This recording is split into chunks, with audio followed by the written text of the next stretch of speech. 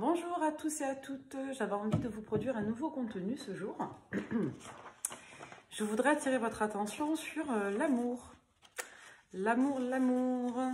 Je me suis rendu compte au cours des derniers entretiens thérapeutiques que j'ai menés que lorsque je demandais à la plupart d'entre vous de définir l'amour,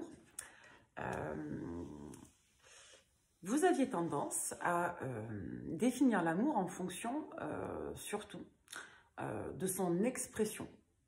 Et donc, quelque part, d'amalgamer l'amour d'un point de vue académique et d'un point de vue philosophique avec l'amour que l'on partage dans le cadre d'une relation sentimentale. L'amour, on a tous plus ou moins comme la beauté, notre propre définition, d'accord? Donc l'amour, ça peut être beaucoup de choses. Et si vous voulez, avant de parler des différents modes d'expression de l'amour, moi j'aimerais m'atteler, si vous voulez, à la définition académique, donc stricte, philosophique, et la définition, je dirais, sémiologique.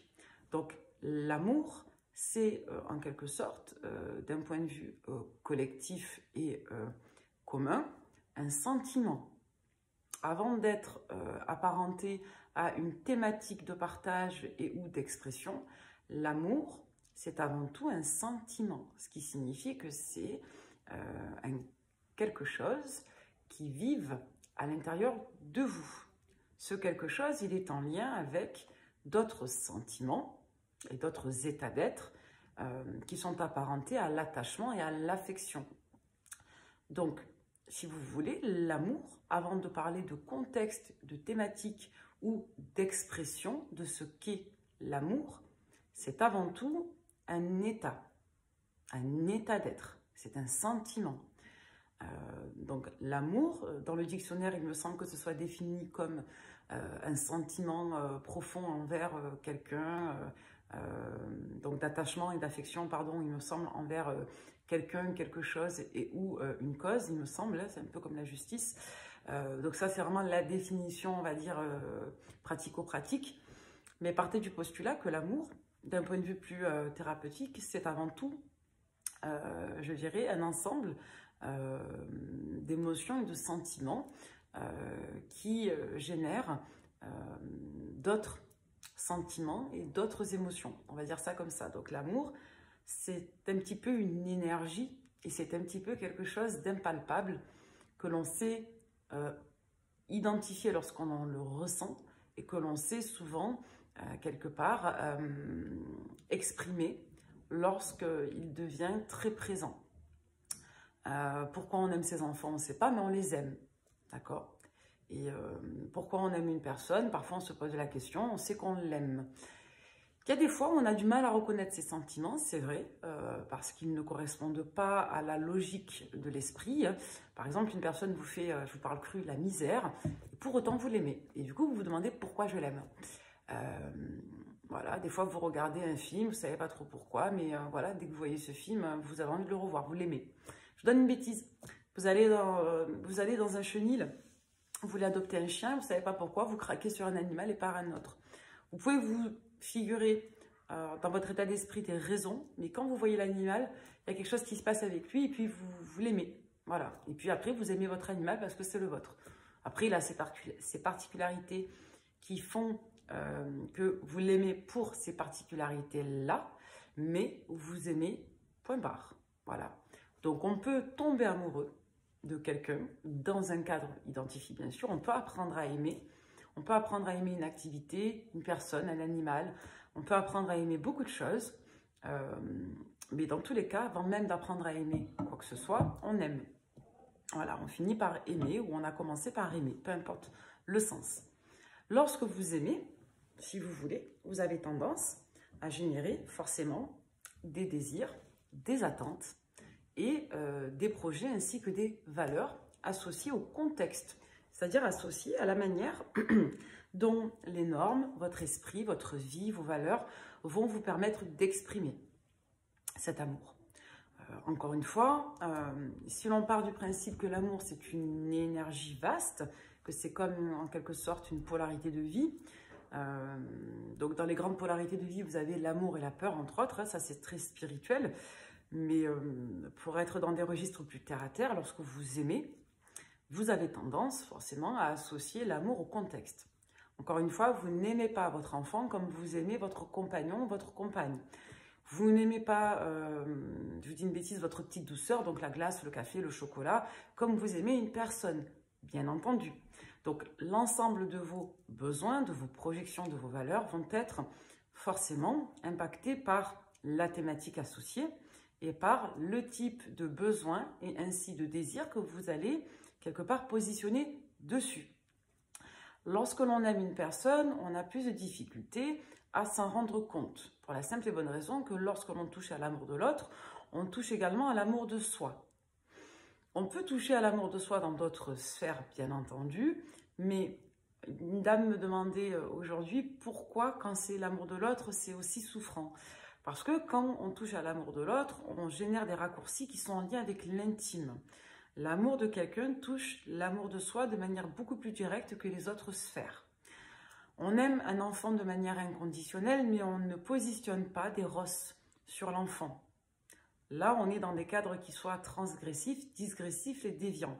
Dans le cadre de l'amour, on va être davantage dans le fait de trouver inconsciemment un objet ou un sujet transitionnel et un objet ou un sujet de cristallisation.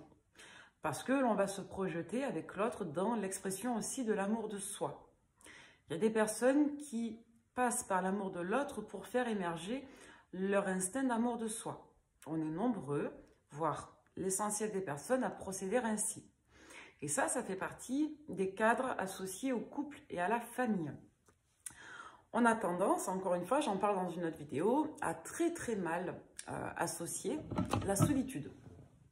Souvent, la solitude, pour raccourcir, c'est un état qui est associé soit à la perte de quelque chose, soit à l'attente d'une autre chose.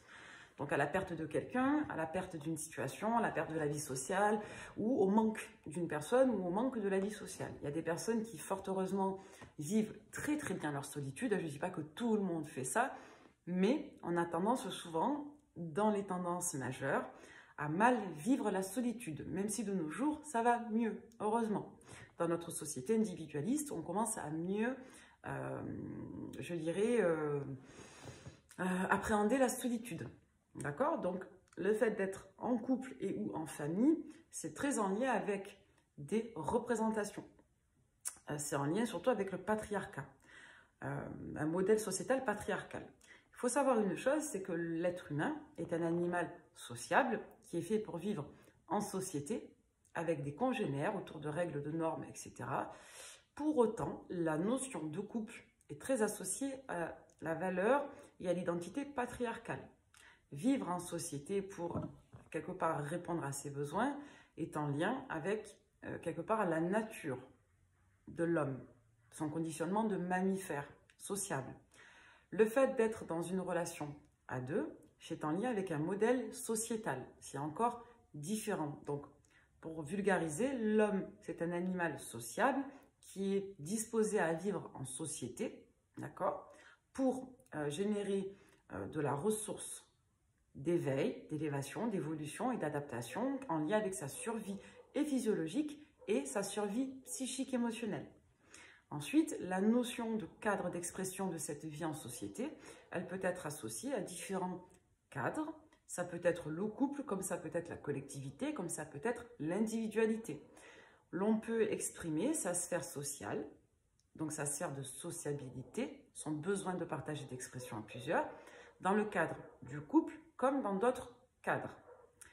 L'homme, c'est l'un des animaux sociables dotés d'une conscience avec la plus forte propension de sociabilisation et d'apprentissage. Ce qui veut dire que l'homme a cette faculté, on va dire d'hyper-intelligence vis-à-vis des autres espèces, qui lui permettent de générer de la singularité dans les attachements. D'accord? Là, on n'est plus sur des registres de domination, on est sur des registres de sélection, de sélectivité. Ce qui fait que, de par sa conscience et sa disposition sociabilisante, l'homme aura beaucoup plus de facultés à générer une relation à deux et à la maintenir. Mais il faut comprendre une chose, ça fait partie de nos conditionnements sociaux d'adhérer à l'exclusivité de l'idée du couple, mais ça ne correspond pas à notre nature foncière de vivre qu'à deux. Donc, on a besoin d'être en échange, on a besoin d'être en interaction, on a besoin de partager des relations épanouissantes, oui. La notion de couple, elle, est très singulière. Il y a des personnes qui auront parfaitement la faculté de rester en couple toute leur vie avec la même personne, et c'est tant mieux avec leur singularité et leur concordance et leur choix, il ne faut pas oublier ça. Il y a des personnes qui arrivent à dépasser leurs difficultés et à maintenir dans un équilibre commun général leur couple.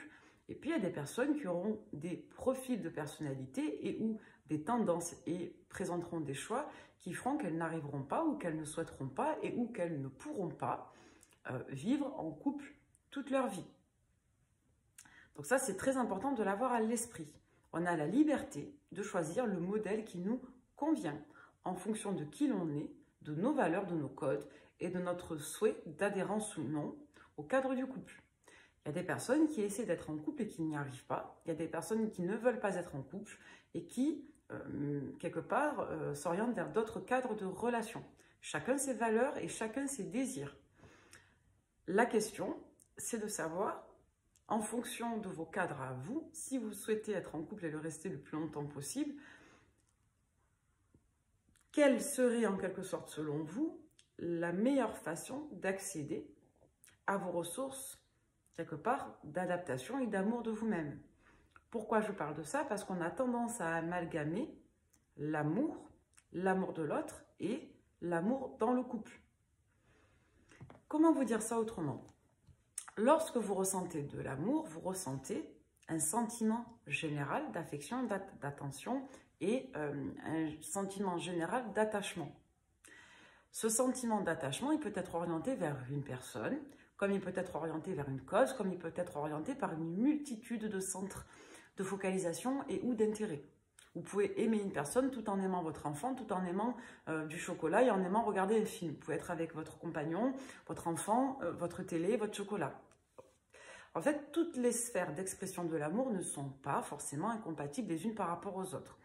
En revanche, les projections que vous allez associer à l'expression de ce sentiment et, je dirais, à sa survie en vous, c'est-à-dire à son expression de développement et son expression, je dirais, de bienfaisance vis-à-vis de vous et en vous, va dépendre de votre mindset. Souvent, j'entends je ne sais pas faire autrement, je suis quelqu'un d'entier. Alors, on peut être entier, mais on peut apprendre à se gérer et à se réguler. Si vous vous mettez en tête, parce que vous confondez l'amour et l'expression de l'amour, que aimer une personne, c'est forcément être envahi par elle, par sa présence et par sa pensée, quelque part, vous confondez l'amour avec la fusion à deux. Quelque part, vous confondez peut-être l'amour avec le besoin de l'autre. Quoi que vous ressentiez, quoi que vous décidiez dans vos vies amoureuses, en fonction de ce que vous êtes et de ce que vous estimez vouloir et avoir besoin, vous avez toujours une distance et elle est naturelle, elle est en lien avec l'enveloppe corporelle et l'unicité de la pensée, c'est-à-dire que votre pensée est à vous, elle n'est pas mélangée à celle de l'autre.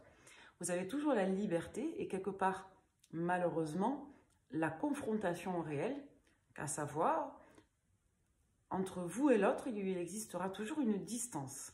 C'est votre relation et vos volontés communes, vos valeurs communes et vos principes communs, donc en quelque sorte votre amour et votre couple, les deux, qui vous permettront d'être en fusion ou non.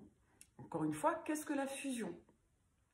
Est-ce que fusionner, c'est être proche de quelqu'un au point de ne faire qu'un dans la manière de percevoir les couples, de percevoir les situations, de percevoir la vie à deux, ou est-ce que la fusion, c'est le fait de symboliser les deux esprits en une seule entité?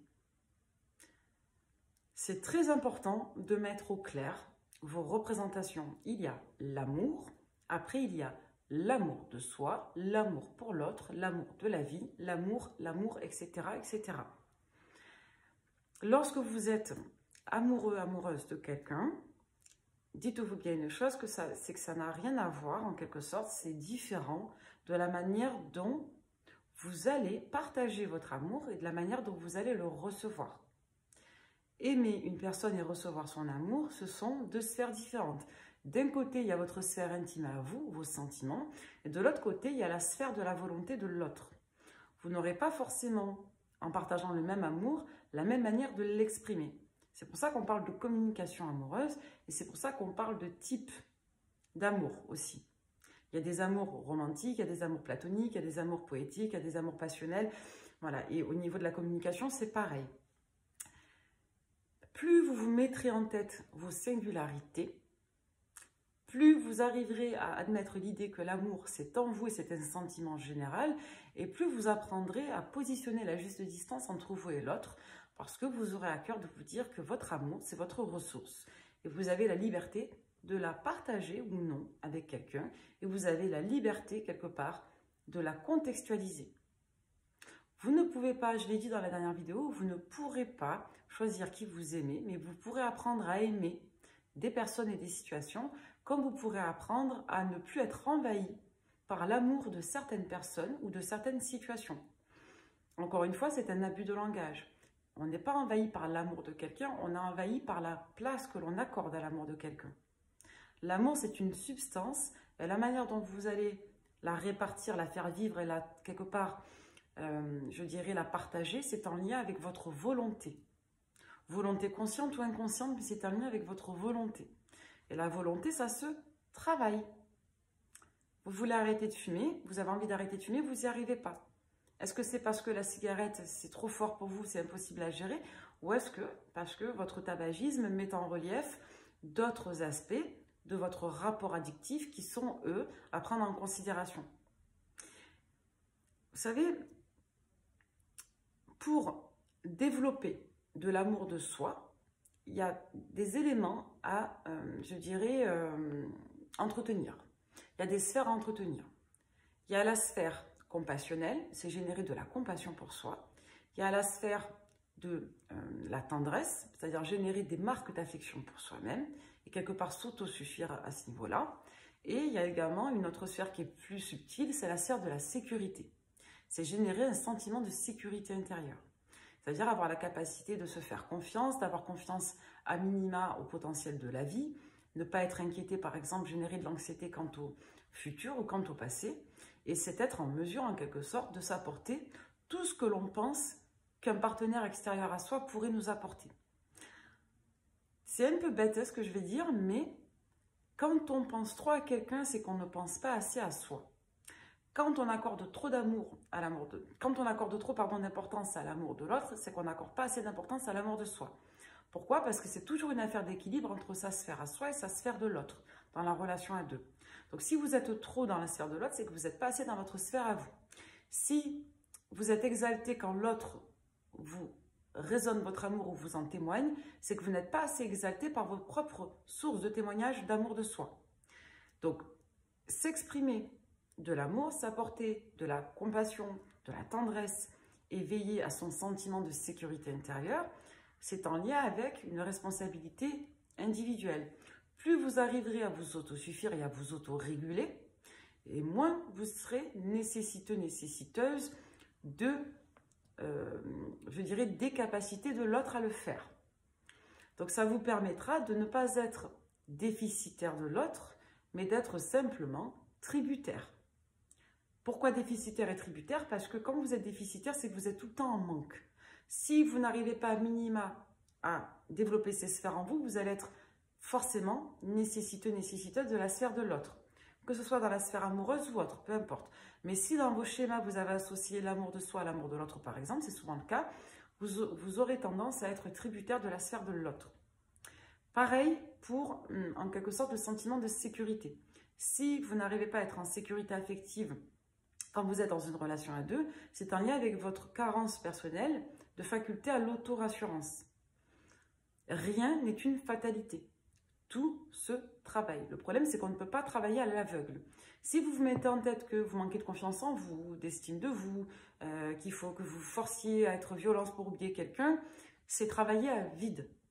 Tout n'est pas une affaire de confiance en soi, tout n'est pas une affaire d'estime de soi. En fait, c'est rarement le cas.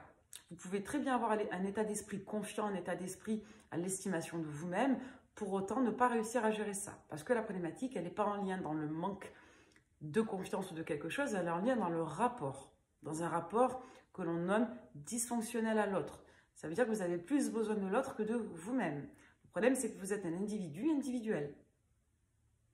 Vous êtes vous-même. Tous les autres sont déjà pris. Donc, vous devez quelque part apprendre à composer avec vos ressources individuelles d'amour pour apprendre à développer des états d'esprit et des comportements qui vous permettraient de concourir à vos besoins individuels d'amour pour pouvoir, par exemple, aborder le partage avec l'autre comme un amour, quelque part, bénéficiable et non plus indispensable. Parce qu'encore une fois, il y a plusieurs sphères d'épanouissement, de partage de l'expression de l'amour qui ne sont pas que les sphères de la relation amoureuse. Il y a d'autres natures et c'est l'avantage, c'est que plus vous allez multiplier vos sources et vos ressources d'amour et moins vous serez tributaire d'une seule source et moins vous serez ainsi déficitaire d'une seule source qui est l'amour de l'autre. Donc, si vous arrivez à adapter votre mindset quant au fait que l'amour que l'on porte pour quelqu'un, aussi vif et puissant qu'il soit, n'est pas la seule source d'amour que l'on a en soi, mais bien une des facettes de l'expression de l'amour de soi que l'on octroie pour quelqu'un, même si on a l'impression qu'on ne le choisit pas, l'esprit positionne sur cette personne, sur ce sujet ou sur cet objet d'amour, transitionnel de l'amour de soi, entre autres, on arrive beaucoup plus facilement à, quelque part, se mettre à l'esprit que s'aimer soi, c'est prioritaire. Et si l'on est dans des situations où l'on n'arrive pas à se sentir aimé à la juste valeur que l'on s'octroie, l'on aura beaucoup plus de propension à se délester de ces situations. Pourquoi? Réfléchissez à l'envers. Vous êtes fou, folle amoureuse de quelqu'un, cette personne ne vous rend pas bien. Mais parce que vous l'aimez, vous n'arrivez pas à lui résister. Si vous vous mettez en tête que vous vous aimez de la même manière que vous aimez cette personne, vous n'arriverez pas à résister à l'idée de vous aimer. Ce qui veut dire que quoi qu'une personne fasse, votre amour de vous sera tellement prioritaire que vous ne supporterez pas ce que l'autre vous renverra de vous. Quand vous apprenez à prioriser en premier lieu l'amour de soi et ensuite l'amour de l'autre, vous arrivez à vous délester des situations qui ne vous permettent pas de ressentir l'amour que vous avez pour vous-même. Pour la simple et bonne raison, et vous le savez tous, dans les relations toxiques, que lorsque vous aimez trop une personne, et encore une fois, on n'aime pas trop, mais on aime de manière trop diffuse, c'est l'expression qui est trop et ce n'est pas l'amour qui est trop, encore une fois, on se rend bien compte d'une chose, c'est que rien n'a de prise dessus. Rien n'a de prise sur l'amour, l'amour a de la prise sur tout. Donc si vous avez de l'amour pour vous, rien n'aura de prise sur l'amour que vous aurez de vous, mais votre amour pour vous-même aura une prise sur tout. J'espère que ce message vous plaira et j'espère que vous comprendrez son bien fondé. Apprendre à s'aimer, c'est du bullshit, ça veut tout dire et rien dire. Qu'est-ce que c'est s'aimer? Apprenez à attendre l'amour de vous-même comme vous attendez l'amour de l'autre. Apprenez à vous aimer comme vous aimez quelqu'un lorsque vous aimez véritablement quelqu'un. Apprenez à vous auto-rassurer comme vous espéreriez que quelqu'un le fasse. Remplacez l'autre dans votre état d'esprit par vous-même. Encore une fois, pour ne pas rentrer dans un schéma toxique, il ne faut pas être envahi de l'amour de soi.